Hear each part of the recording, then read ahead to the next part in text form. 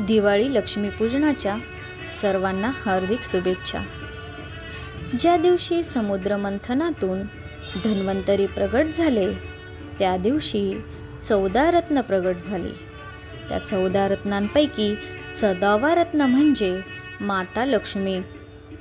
जेव्हा देवी लक्ष्मी पृथ्वीवर आल्या तेव्हा भगवान विष्णूने लक्ष्मीस सांगितले की ज्या ठिकाणी दिव्याचा प्रकाश असेल तिथे तुझा निवास असेल.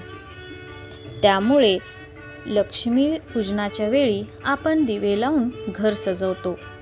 माता लक्ष्मी फक्त धनाची देवी नाही तर शुद्ध कर्म आणि सद्गुणाचे प्रतीक आहे. लक्ष्मी त्याच ठिकाणी स्थिर राहते ज्या ठिकाणी चांगले कर्म असतील.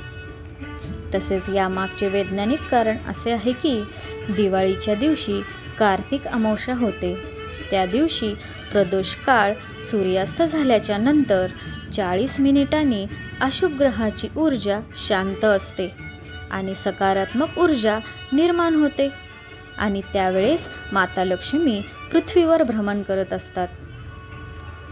म्हणून त्यावेळेस नवनवीन कपडे घालून घर सजवून शोभेच्या वस्तू लावून दिवे लावून आपण लक्ष्मीपूजन करत असतो.